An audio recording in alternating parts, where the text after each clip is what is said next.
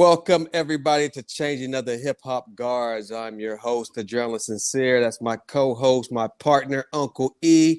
And tonight we have the pleasure of speaking with Premethius, producer out of Cali. Thank you so much for joining us tonight. Yes, sir. Thank you both. Appreciate it. Opportunity. No Come doubt. on. No doubt. A lot of history, a nice discography we're going to get into. We're going to take it back. Let the people get to know you a little bit before we take it all the way up to your new project. For those who may not know anything about you or may have forgot, can you take us back to where you're born and raised? Yeah, I was born and raised in Oxnard, Cali, right on the coast, 805, home of Mad Lib and Anderson Paak, MED, Declaim, Can Kick, Oh No. I mean, I can keep going for days. Like too many heads out here. Kazi, so many. Right. The whole CDP, numerous other acts. We're super talented out here, but blessed to be from the city, representing the city. Absolutely. Take us back to a day in the life, Prometheus, growing up, teenage years out in Oxnard. Oh man, beats, beats. I just be working on beats, especially in my teenage years. I started when I was like 14. Okay, not to maybe. Well, I was going to say not to give up your age, but just give us like a time. What years are these right now? 2000s. 2000s. Yeah, Okay. early 2000s. Yeah. Okay. I'll drop. It was like 02, beginning of 02. Okay. Take us back to those teenage years. 02. What was life like for Prometheus? Man, that was an important time. I think like just for music too. At that point, that was a time where I was just like researching with the homies. Like we be trading Dilla and Mad Lib beats back and forth. Mm-hmm. Just trading music back and forth. That was when like Soul Seek and all that stuff. You could share files. It may take overnight, but you can download a joint. You know what I mean? Right. But that was also the time where like message boards were a big thing. I was lucky enough. There was a message board called The Lawn that I pretty much lived on. That was the Justice League message board with Ninth Wonder and Crisis and Little Brother, all those people. Right. But there were so many other people that are still like prominent in the industry, like that just visited that board, like Illmind's on there. Mm-hmm. Eric G, who was Grammy nominated producer now. So many artists. Tanya Morgan was on there. Tanya Morgan, Cincinnati crew. Mm-hmm. Cincinnati and New York, I believe. Yeah. And everybody was just like rising up together. I was just this teenager, like a fan of the art. But even just seeing that happen was an influence for me. Like I get home from school, drop the pad back, homework. I'd be on the computer making beats, ripping samples. I had a big tower stereo with a record player on the top. Had it rigged into the computer. Just working, you know what I mean? Just like studying. That's like otherwise I was playing ball, but basketball and beats hand in hand. Hip hop and What got you? What got you? What attracted you to wanting to be, make beats or be a producer? What was, initially early on? Was it a particular producer out there, or particular song? What was it about making beats that caught your attention? That's a great question too, because I always think about this. Like, there are so many prominent songs that I remember, melodies that like play in my head still. I mentioned Blessings by the Visionaries. Okay. With J-Rock on the beat. That beat was pretty influential back then. I still remember when like Power 106 in LA, I think it was Power 106, they debuted Nas, I Gave You Power. And first of all, that was crazy for that to happen in Cali at that time because the tension and all that stuff going on. But I remember being there. They played the whole thing. And at the end, He's just like, damn, I said the same thing. I was like 8 years old or some shit like that, 8, 9. I was like, what? Like so many influential joints, man. I could be here all day. Producers back then, it would be like Large Pro, Okay. Diamond D, Knots was Knots on the Busta Rhymes albums back then. Crazy, going crazy. Madlib, Can Kick. Just, I could be here all day, honestly, running down names. Right. Dope. Did you ever bump into say a Oh No earlier on or a Madlib in your early production process? Not exactly, nah.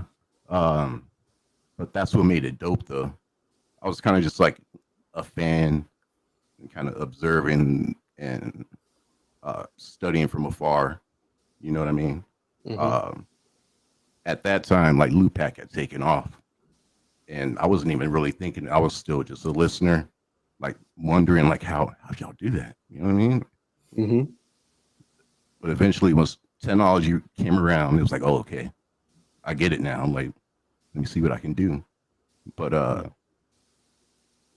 now, like, I'm lucky to have Ono on my album. You know what I mean? But I'd always reach out.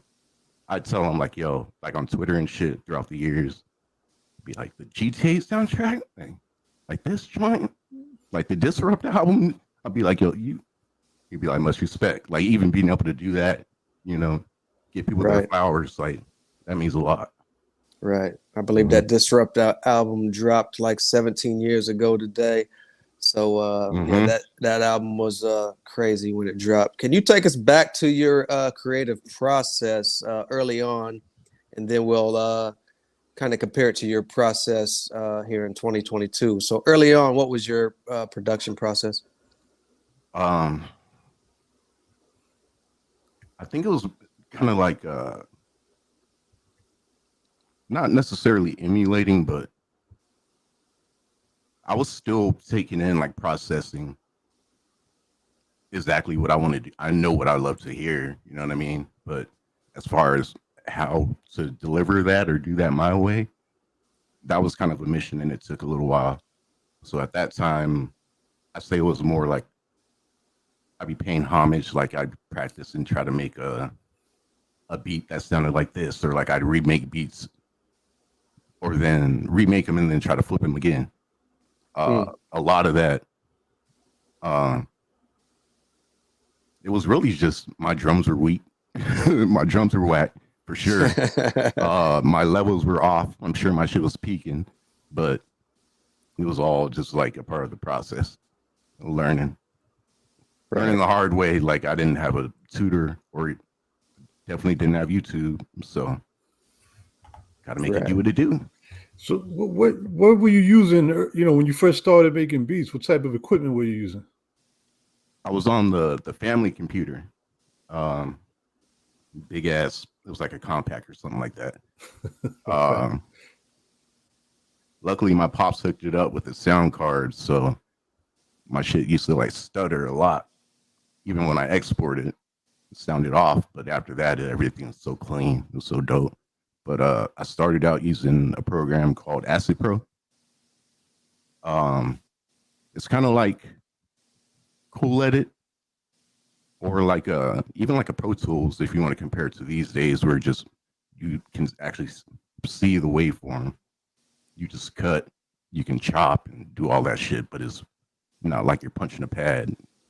You're just almost using like what is that other program? Audacity, I believe they have something like that, right? Yeah. I still use that too. Okay. Yeah. Still free, by the way. Friendly plug. I know. Yeah. Very dope. Audacity, not my bad.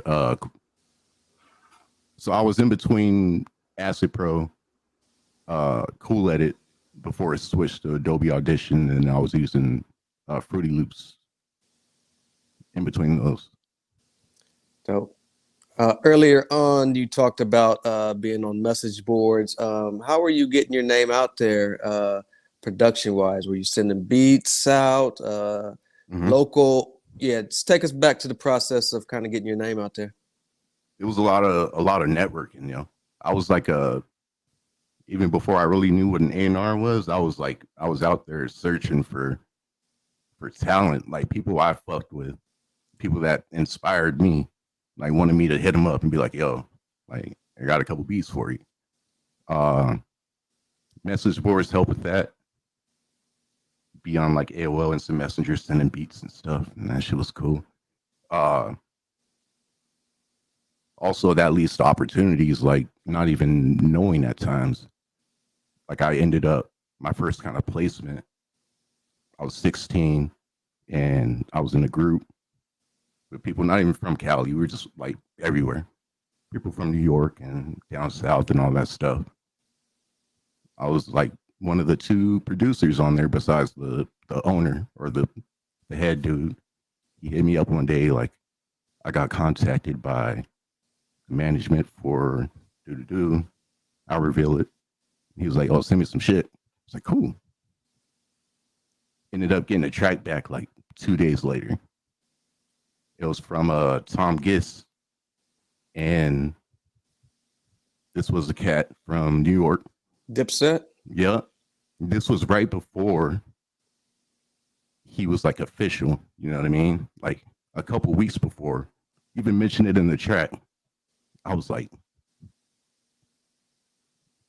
just from working with people, just from messing with people, that opportunity came about. I still bump it to this day. I was like 16 when I made that beat. Crazy. Wow. Yeah. Wow. Who were some of the other artists you had mentioned early on that you looked up to that were hitting you up for beats? I was sending stuff to a lot of people then. Like Sky Zoo and Torre. Double Barrel Brothers. Oh yeah. I was sending stuff to, it didn't work out, but to Sean Price and Helter Skelter even. Wow. Sean Don. I ended up with a track with Sean Don from Justice League. Let's see who else. A group of people. A dude named Lazarus from he's from Carolina or North Carolina. He's in he was affiliated with like Cooley High out there. Okay. And Ninth Wonder, he has a couple tracks with Ninth Wonder. Who else? I was sending shit to Ghostface. And a lot of these people didn't even know how old. I didn't even reveal it. I didn't want that to be the hook. Right. Like only 17 or something like that. Like I was just sending beats out. So who was the first artist that, accepted one of your beats or wanted to work with you that you felt like, okay, wow, this is something that I probably can pursue? Someone that kind of that you really got excited and almost spilled the water on your pop's computer. You know what I mean? Who was that? Let me see.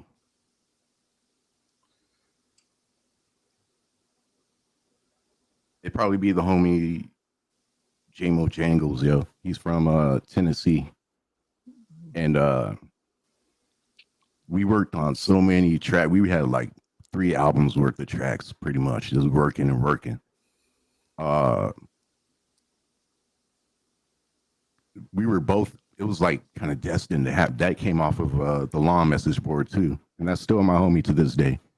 Shout out J-Mo. But I was in the Navy at the time, making beats on the boat. And then he was going through some shit throughout those years. So we were just making like honest shit. And it still just lives between us. Most of the tracks, like nothing's really out there like that, besides a couple. But that's when I was really like, yo, that's when I felt the like power. I've always felt the power of music before that, but me being a part of that, yeah, or being able to like manipulate the sound to bring out that feeling, I was like, yeah, this is it. Okay. Mm-hmm. All right. Yeah, they never made you have to peel potatoes for doing beats on the ship, man. Why you? Oh hell, nah, man, nah. Thankfully, nah. I used to hide out with the Dell laptop and shit. I didn't need much space at all. Be like, hey, man, you ain't see the missile coming towards us, man. Nah, man, I'm just messing with you. That's dope, though, man. So where we at right now? So you worked with Sean Dawn too. How was? Did you say he did take one of your beats, or you just submitted to him? He was featured. Homie Thoth from up north is a rapper named Thoth. He put out a mixtape in like 2011, I think. Okay. It was hosted by Status Selector, and I had a track. The only beat I had on the project was him and Sean Don. So it was pretty dope. Yeah, I used to send him shit too. He'd be like, "Yo, send me some more." There was this one time, man. He was like, "I never got any heat like this from outside of my camp before." I was like 19 or so. I was like, "Oh, word." I was like, "Hold up, I got some more shit." Hold up. Yeah, he's dope, man. I like Sean's on. I had the privilege of interviewing him once, man. Really cool guy too. Mm-hmm. Really dope. So what eventually happened to the group situation?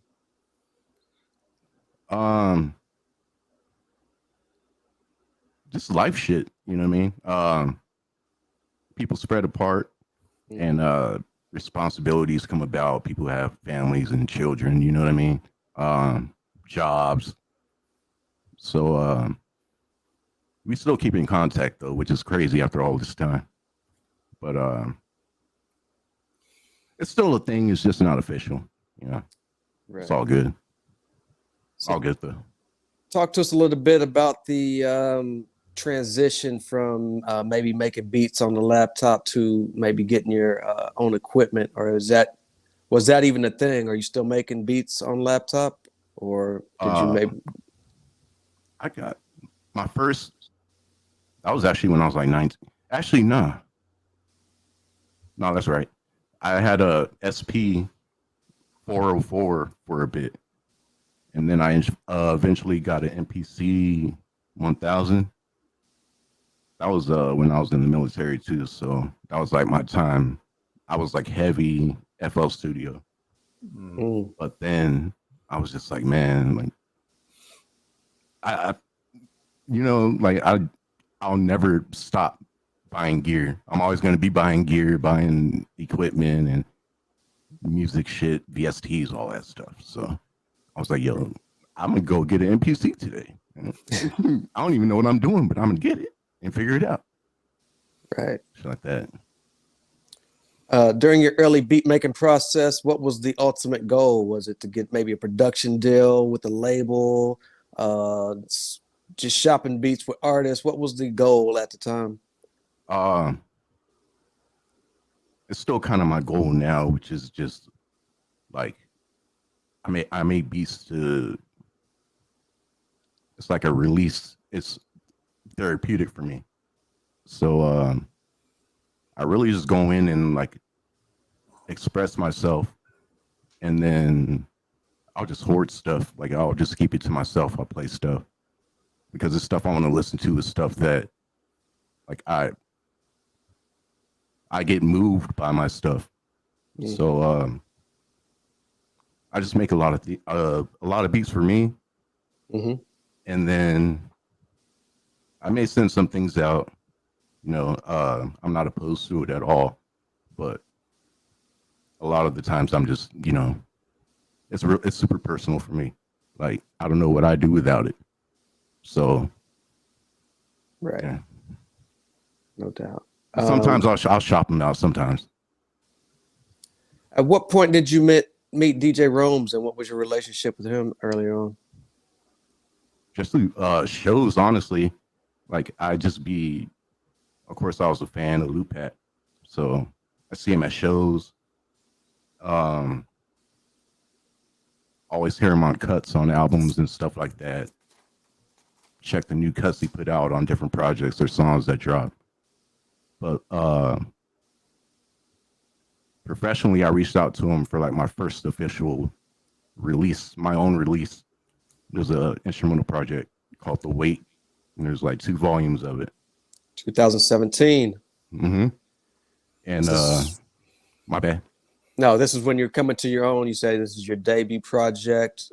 Take us back to the process of, what was in your mind, your creative process going into your debut. Just finally coming to terms with, or being, I had a lot of talks with myself, and eventually it was just like, yo, like, you may do this for you, but you never know, like, somebody else can hear this and they can have the same effect. They may, they may interpret it a different way because it's an instrumental, they're not going to know my story, but they can develop their own while listening to it. You know what I mean? And it'll connect with people like that. Like, it's okay to put stuff out. Like, you don't have to keep everything to yourself. That was me kind of like in the weight. The beats be in the weight, like off my shoulders. Mm-hmm. It was tough. It was easy. The process was easy, but it was tough. But after it was done, it was kind of a relief. So it was a good decision, though. What role did you say Rome's played in those 2 volumes? He mixed and mastered both of them. Okay. Mm-hmm.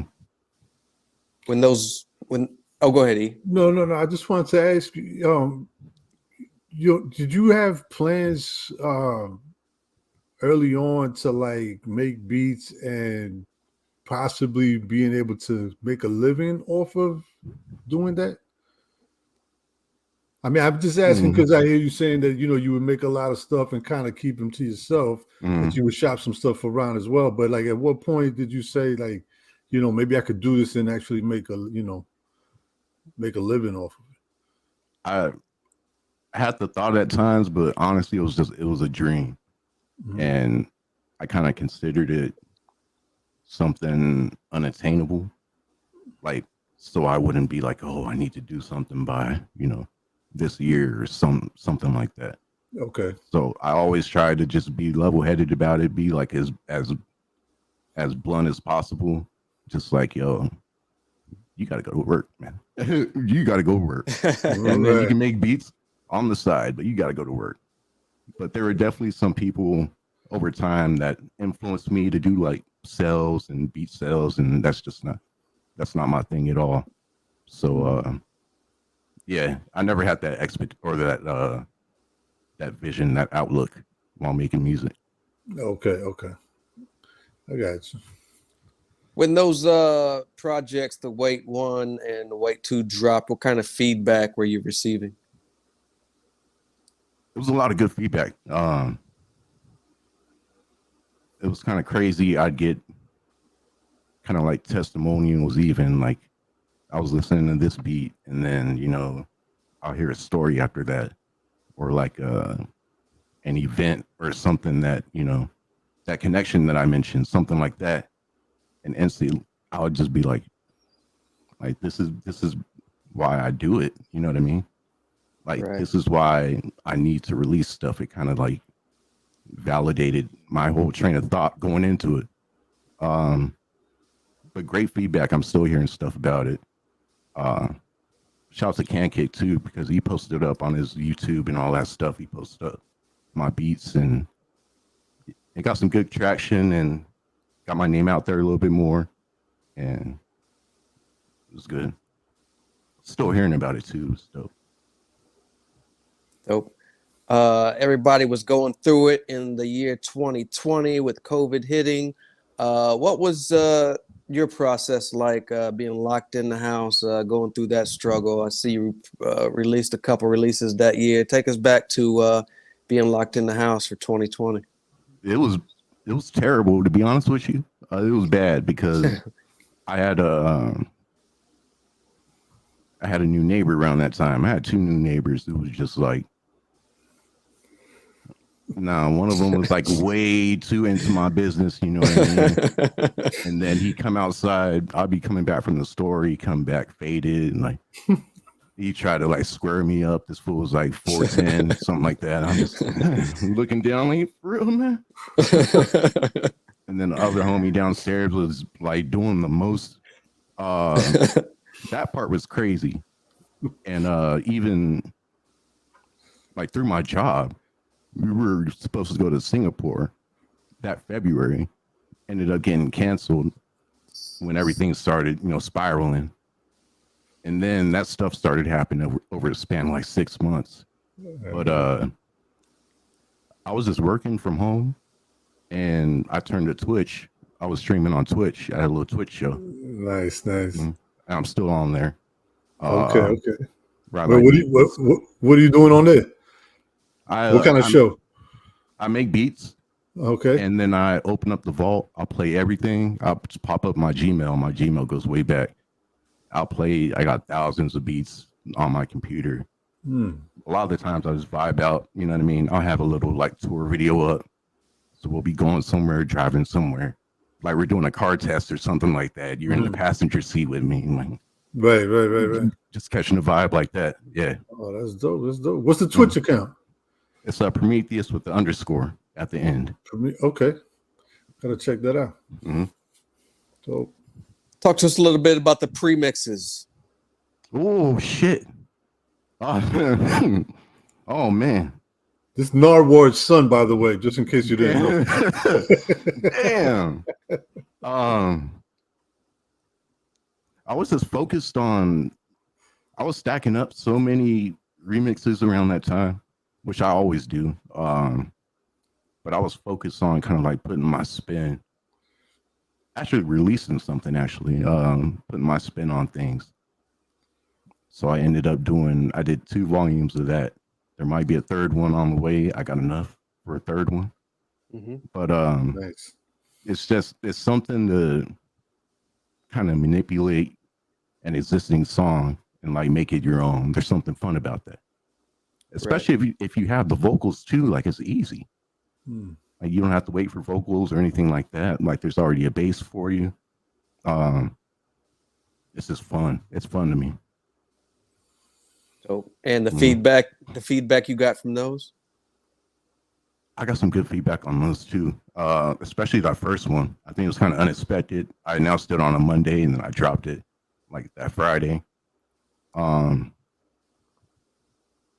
Real dope. I even had one of my homies on there from high school. I snuck him in there in the middle of like all these known tracks. Shit. Yeah, I did this song. He sent me the vocals. I didn't even tell him he was going to be on it. He was listening to the project. He's like, "Wait a minute." I was like, "Yeah." That's dope. That's the homie right there. Like, yeah, I just love like it's like making a movie essentially.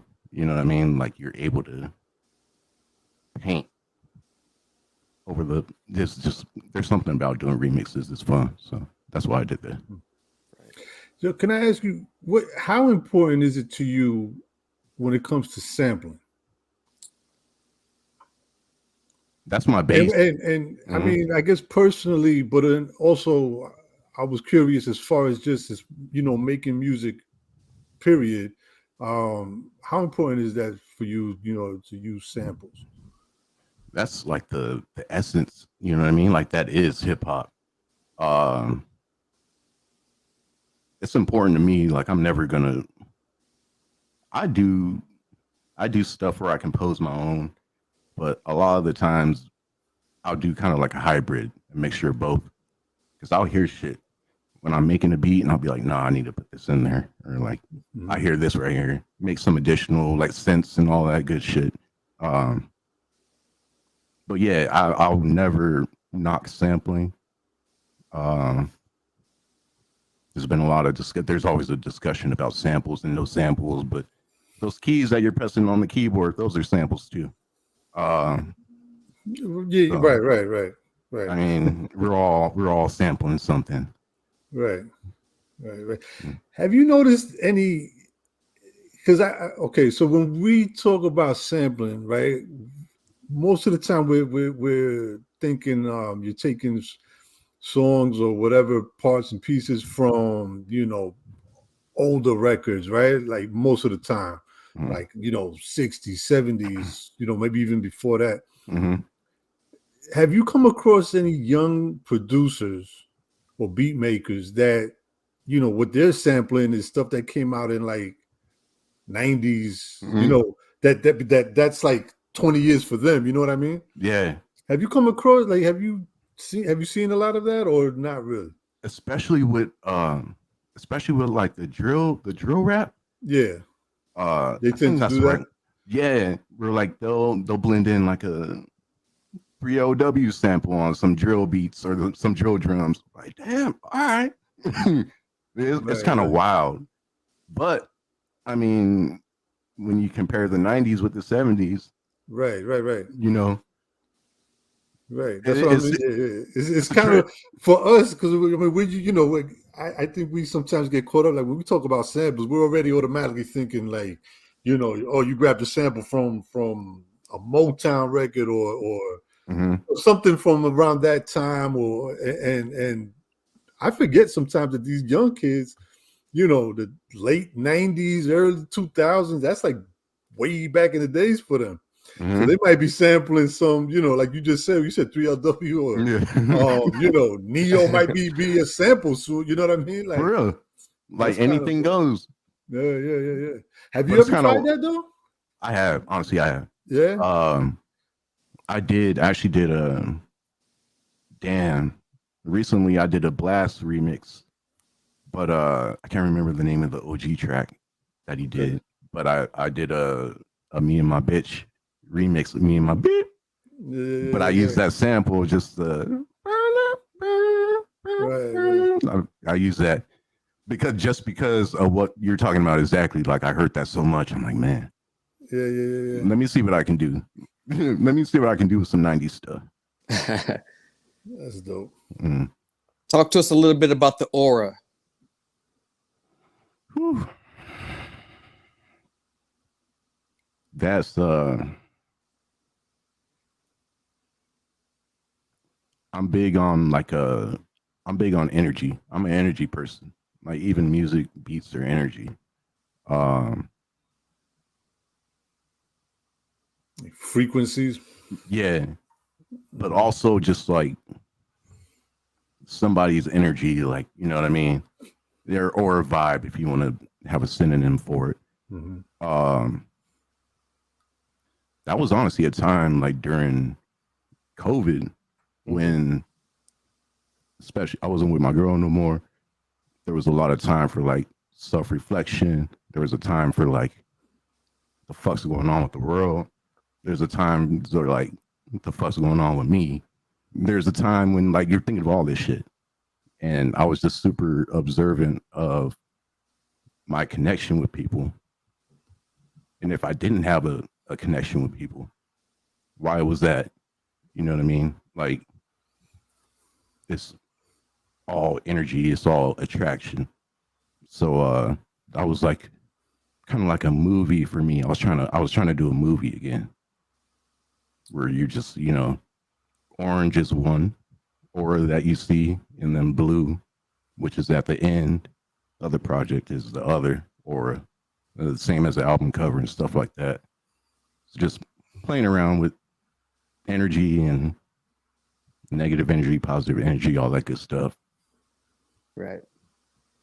You dropped the I'm Not Supposed to Be Here project last year. What did that particular project consist of? Where were you at in life? What were you going through? What equipment were you using? Take us back to that particular project. That one was that's super personal. The title says it all, honestly. But I was back on FL Studio actually. And I've been on Machine heavy for like the 2010, the whole decade pretty much. All Machine, MK1, MK2, and then I stopped that. I didn't get the third one. I didn't get the studio. I didn't get the fancy stuff. I kind of shifted over. But I went back on FL, and I was trying to just capture a different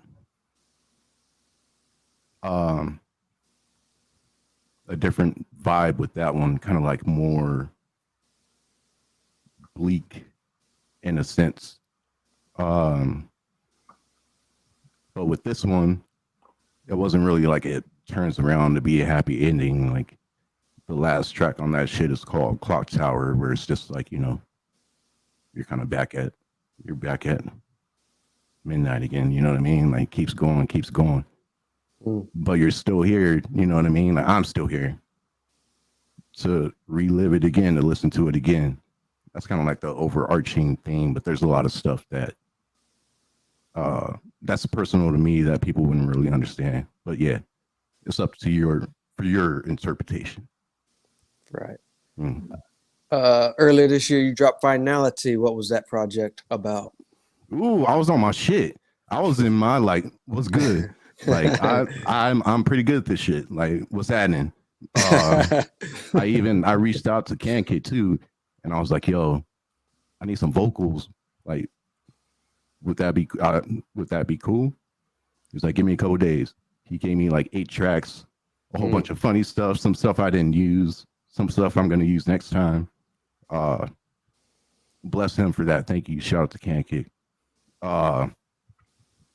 But I was just kind of like flexing at that point, but not really. Like finality meaning like this is like my final form, but it's not. Like it's just beginning. It's kind of like doesn't make sense if you read the title, but essentially, yeah, like that's me hooked up to a machine and I look like a cyborg on the cover. But I was also just having fun with sound because I chose to go in a different direction with the sounds I was using. And but still stay true to myself. But yeah, Right. that was fun. At the same time, I was like, yo, let's go. It's time. So, at what point did you come across Med's radar? I want to say 2010, 11. Oh, it's been a while. Mm-hmm. I've been doing work around the city, especially 2010. I came back from up north. I was in Washington State. Ended up coming back. Told myself I was going to come back to Cali. Ended up coming back to Cali, even though I love it up there. Washington's my second home. Ended up coming back, and then making noise around the city. I was on a mission too. I was just like working with everybody. It's like 22 or something at this point. Through shows, like we'd have showcases in the city, play beats, doing tracks. Eventually we had linked up, and then I got his email. We exchanged info and all that good stuff. So I was sending him stuff back then. But back in the day too, we had moved in with my grandma at the time. I had 2 brothers and a sister, all older than me. But my older brother knew him, and they used to like roll around, kick it back in the day, like right across the corner in Oxnard still. So it's kind of like deep rooted, that connection through the family ties. Right. Very dope. So talk a little bit about your label deal with Bang Your Head and Fat Beats. How did this come about? That's wild. Like I still don't even know. To be real with you, I still don't know. We were just formulating this project. Like it kind of came out of nowhere. Eventually, once we had enough tracks, we kind of came to the decision like, yeah, we need to make this. This has to be a project, a full project. So down the line, it became official and ended up getting an advance and got that shit framed. Which is wild. Like this shit all happened that was also during quarantine too, though, at that same crib, my old crib. Okay. Where I made the aura and all that stuff. Super dope time, but it just happened. I can't describe how it honestly just happened. It was all thanks to the music though. Right. Mm-hmm. Can you talk a little bit about the title, the Excavation? What does that mean to you in this project? The first part is kind of just like digging for samples. You know what I mean? This is the concept of making beats and doing that, but as well, it's kind of like this is being billed as like my debut. You know, I've had projects before, but this is my major label debut. You know what I mean? Major project. So like I compare it to kind of the weight in my description, where I'm kind of just like digging up my old beats, you know what I mean? And old memories that may be attached, and just like digging those up and sharing those like on a wider scale than the weight. The weight was, I was thinking about the city. I was thinking about my homies, you know what I mean? Or like my family that'd be listening to it. Now I got to think about the world. Like I'm gonna need an excavator for this one. Shit. I can't do it on my own. Right. So like it's a dual meaning there, but one musical and one personal. Gotcha. Yeah. So let me ask you though. A little earlier, you were saying that you just kind of made the beats. You weren't really thinking so much as far as making a living doing it and this and that. So how did you feel when you got the advance that you framed it? Like that still didn't kind of give you a little like, I had nah. I got to think of any of my coworkers going to be watching this. Did you want to go and like sit on your boss's desk or something? And hey, I might not be coming in tomorrow. Not yet. I definitely had that. You know what I mean? There's always that thought. This is like, do it. But honestly, like I was hyped up, but then like the reality set back in. Like it's like, all right, like there's this. You know what I mean? Which it wasn't crazy. You know what I mean? But it's like, what about next month? What about the next month? Like having that talk with yourself, you know what I mean? Like, what about 3 months from now? What are you gonna do? Right. You can't just bounce, you know what I mean? I had to snap out of it. Yeah. No. I mean, I'm joking. Yeah. No, I'm joking about the job thing. Don't hope if your boss sees this, man. But I was doing Harlem Shake with the check for sure though in the kitchen. no, but I mean, it must have felt good though. All jokes aside, like you've been doing this. You love making music. You love doing the beats. And for someone, because it is sort of, we're talking about money, but it's also a recognition, right? Like somebody is paying attention and likes what you're doing. So that must have felt good. Yeah, I'm always shocked whenever, like, it doesn't matter where the feedback comes from. Right. Like, it's just like, it's jarring to me, like in a good way though, because I don't expect anybody to, you don't have to say anything at all. You know what I mean? But for you to be like, hey, yo, like that homie that came up to me at a show at Pack House, the Anderson Pack thing in Oxnard, and the homie came up to me, he was like, yo, and for some reason when I turned around, Anderson Pack was on stage. I turned around and I had a feeling. And then he was like, yo, this track right here, he was like, and ran it down. Instantly, I was just like emotional. You know what I mean? I was just like, like I understand. Trust me, I understand, because I'm thinking about my shit. I'm thinking about my story. You know what I mean? I was like, I understand. Like, I appreciate that shit. You don't have to say anything. The feedback is always, I'm always grateful for it. I'm always grateful. So you're gonna get a lot more too, because you're not really expecting anything. You're putting great vibes out there, like you were just saying before, the energy, without really expecting much back. So things are gonna, you're gonna get a lot more of those like advanced type checks or situations of certain type of things coming your way, man, because you're putting out good energy. That'd be dope for sure. That'd be dope. Talk to us a little bit about how you got these features, man. I mean, for your debut album, you knocked it out the park. You got A-listers on here. Guilty is one of my favorites out of Detroit. J-Rock, man. I mean, it's almost like a Stones Throw family reunion on here. Tell us the process of getting these particular people on these tracks. Excuse me. Honestly, this, even like a little backstory on the album as well. It started with Rusty Jutes. I've been a fan of Rusty for a minute. Obviously, being a fan of like Sean Price and Helter Skeleton Boot Camp.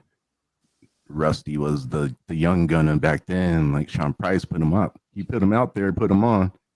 But I've been following him on IG, and he'd do these. You know, if you need a verse, you need a 16, hit me up. One day, I had hit him up for a verse, and then paid him. Got the verse back. Dope verse. Not even knowing like that started the work for my album.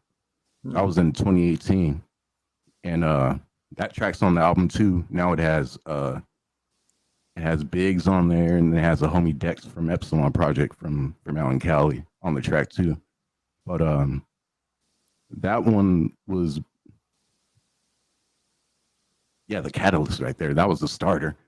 But through MED's connections, luckily, we're able to also work with Guilty on Child of the Jungle. Excuse me. I did the interludes on there, and then I did Unpredictable, and then we did Time with Jametta Rose on it.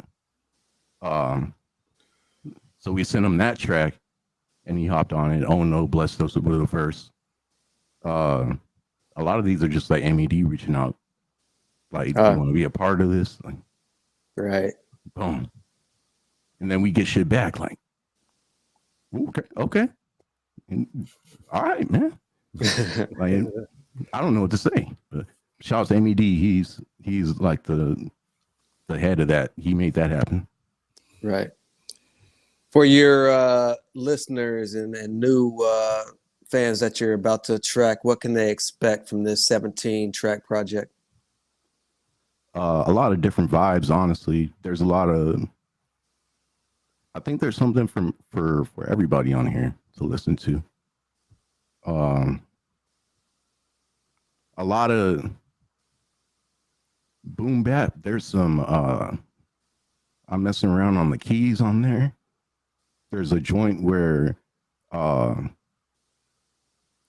was listening to a lot of Latin rap, Latino gang.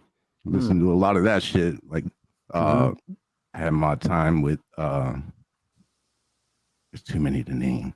But I have a joint, that Bam Bam joint, Bomb joint on the album. Yeah. The influence, that's the one right there. A lot of dope vibes. There's rappers on here. J-Rock, some real famous J-Rock's on there. Yeah, man. Blue, you got Blue on here. Beat Junkies.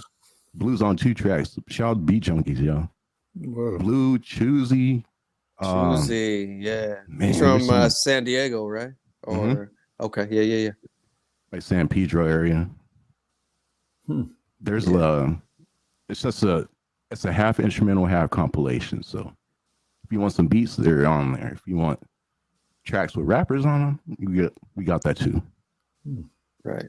I'm sure all these tracks are like your kids, but if you had to choose maybe 3 of your favorites, which ones would they be? Ooh.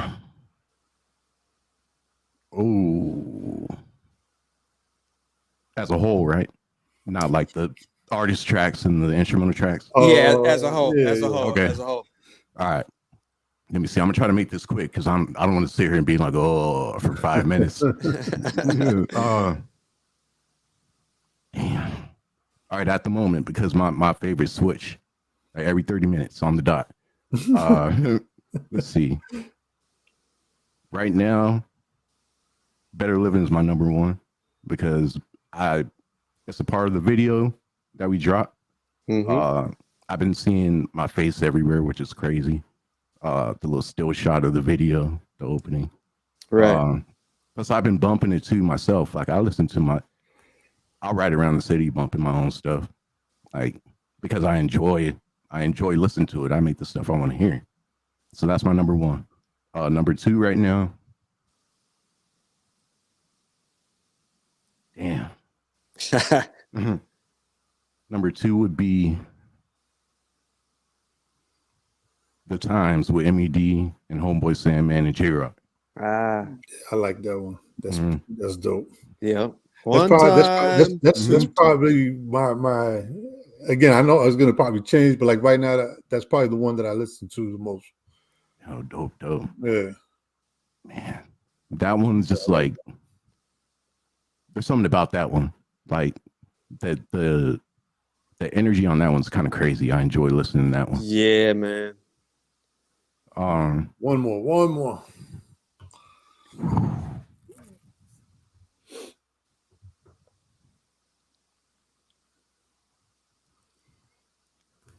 more. No glitch. That'd be no glitch with Blue and Choosy and MED. Yeah. Can't go wrong. That was like I had pictured like a summertime type of video for that one. It's like sunny vibe, you know what I mean? Right. Might have to make that happen. A feel good video, you know what I mean? A feel good hip hop video. Right. Do you ever think we'll get back to a point where there'll be the producer and the artist in the studio at the same time, or do you prefer the process as it is now? I hope we can get back to that, because there's a connection can happen online for sure. Like sometimes nothing needs to be said. Like you send the beat and then they do their thing, they send it back and it's a wrap. Like no notes need to be taken or adjustments or nothing like that. But there's also when you're in the studio with somebody or a group of people and you got like 50 beats and like you got them all organized and shit. Like, oh, okay, if they ask for like let me get a jazzy beat, make it sound like you're on the Himalayas or something. Be like, all right, I got that one. Number 13. Boom, play that one. Like there's a different vibe in the studio. You might have some drink or something like that too. Right. You know, you might catch something different. You might both come up with ideas or something like that. Sure, you can do that through Zoom possibly, but that physical, that energy, you know what I mean? You feel that energy. It's tangible. Like you can feel it. Right. That's what's missing. That's what's dope about being in the studio with somebody. Right. Yeah. Can you talk a little bit about the album cover that we have up here? Because from what I could see, it looks like you have a little bit of, it looks like a Black Panther logo there, right? Malcolm X. Like, can you talk a little bit about that fusion that you have on the album cover? Yeah, it's supposed to be. It is pro-Black, you know what I mean? But it's not like something too blatant. There's actually a track called Black, which is in caps on the album, where starts off with the CB4 shit, and then it goes into something beautiful. And my whole mindset for that one was like catch people off guard at the beginning, like, oh, they might start laughing or something. But then this drops. Eventually, by the end, like you sit down, you're realizing like Black is beautiful. Like some people need to hear that. Some people may not know that. Yeah.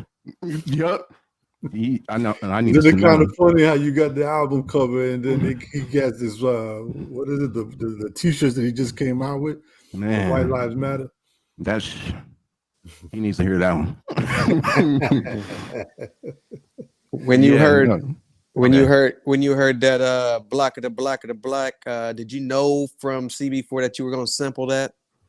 I actually had the idea in my head. Like I already had the vision painted, and then I automatically knew. Like I love that clip of the movie too. Even so, like I was like, I know where to go already. Right. And I put it together. You know what I mean? I'm sure for the first listen, it'll be kind of like, what's going on? You know what I mean? And it drops, and it's like, okay, right. Speaking of physical connection, the album is out October the 21st via Bang Your Head, Fat Beats. What can we expect as far as a physical release? Are we getting cassettes, CDs, vinyl? Break it down what we have in store for us. So right now we have vinyl confirmed, like it's ready to go. I actually got copies over here. We're gonna have signed copies, like limited copies though, because I mean, come on now. I'm gonna give my family's gonna take that whole my family. Oh man, I appreciate you. Gonna go eat. Please. Appreciate that, man. I would love to have one. I'm sure sincere too, right? Absolutely. Those will be on Bang Your Head on bangyourhead.com. Okay, Mhm. the signed ones. Yeah. I'm not sure about the quantities, but I know it's not going to be a crazy amount. But the regular one, which is like $3 less, will be on fatbeats.com.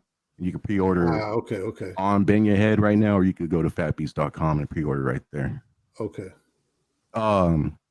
CDs may be in the works, but nothing confirmed.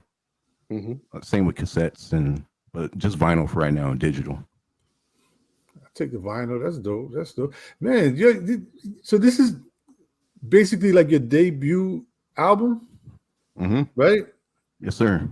So you got Bang Your Head, Fat Beats, the list of artists on there. You know, like that's a hell of a debut, man. Yeah, it's crazy. This is like Huh? Dr. Dre the Chronic in 2022. It's No, wild it's because dope, I though. started I had mentioned it earlier. 02 was when I started, so it's been a good 20 since, Yeah. and this is my debut. Like shit's just getting started. You know what I mean? That's why, man. People, it's a beautiful journey, though. yeah, it is, and it was. Stay focused, people. You never know. Just mind your business. know. Stay focused. Stay on your job. Do your thing. You never know. Right. Once this album does its thing, what can we expect in the future from Prometheus? I'm ready to after this one. I'm ready to go. I'm gonna have my little side projects as well. Like I'll have the premixes volume 3 coming out. I actually have something untitled at the moment. I didn't really want to do another sequel type of thing. I wanted to do the Aura 2, but I might do something else. That's also going to have Can Kick vocals on it. And if you listen to Finality, then you might hear some continued conversation on the next project that I drop. That'll be on my website and stuff like that, Bandcamp and stuff. There are early talks of another project like this, which I'm excited about because some of these beats on here, they're timeless, of course, but a lot of material from like old 2018 and stuff like that, old apartment vibes and old girlfriend vibes and let's not do that. Let's not do that. We're on that new stuff. Would you do something like on this album that you have now? Like you said, it's kind of like a half instrumental, and then you have half artists on there. Mm-hmm. Would you do something where like you would let's say maybe like on another album where you would take some of the instrumentals from this one, but having someone rhyme for them on, in the future? Man, would you do something like that, or where do I send your payment, man, for the idea? You want to PayPal? Nah. That's actually yeah, like maybe flip it around. You know what I mean? Yeah, even if which is funny because you listen to the album, you know what's up is a beat that was on the Wait Volume 2 that I put out in 2017, and then it was used as an instrumental on Loyalty, which is the EP for Guilty Simpson and MED, just the instrumental. And now it has vocals on it. Oh, okay. So it's wild. So that's definitely possible. That's a possibility.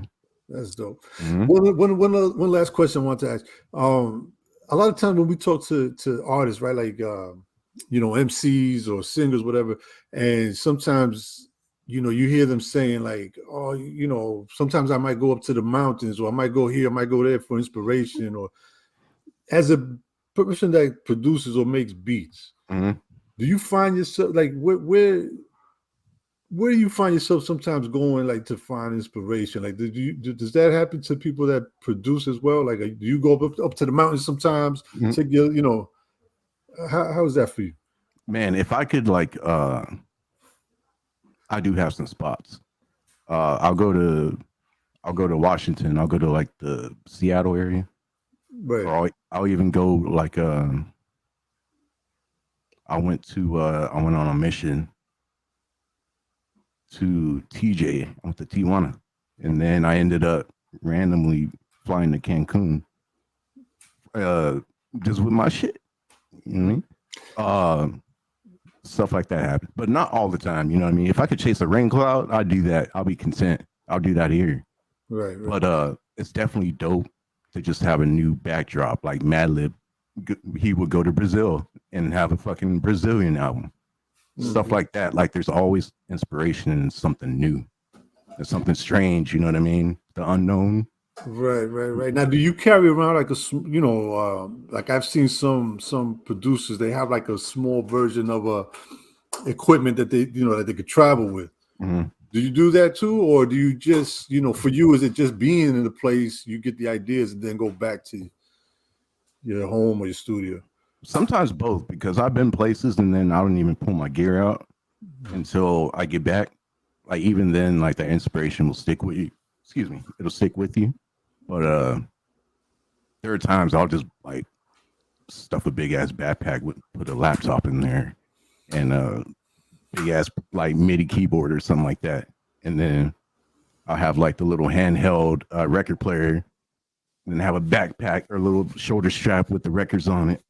Not too many because I know I'm gonna buy some when I get there. Probably too many, and like go to work. Nice. No doubt. Well, Prometheus, we want to thank you for joining us. We want to give a big shout out to MED for making this happen. Before we get out of here, let the people know where they can find you at on social media.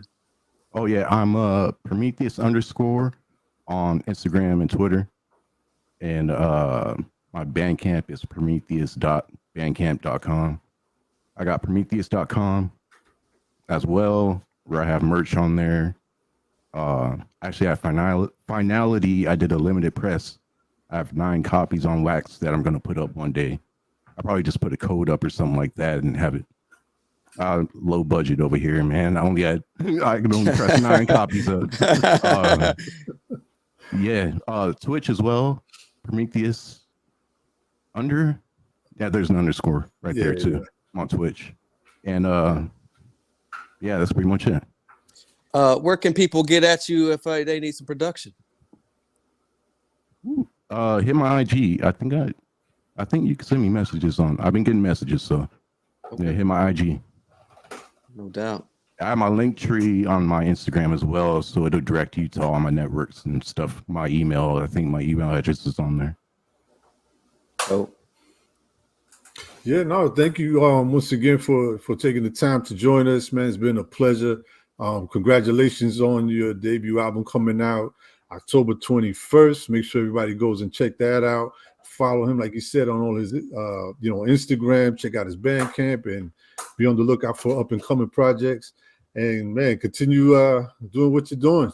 Appreciate it. I want to thank y'all sincerely too. Like, this has been a dope sit down with y'all. I appreciate you taking the time to reach out and ask questions. Appreciate you sincere for you were digging for vinyl. It was like, man, I was digging. I was in the crates today, baby. Man, Uncle E as well. Both of y'all, great questions, great interview. I appreciate this like very much. Thank you. Absolutely, much success to you. Appreciate it. Thank you.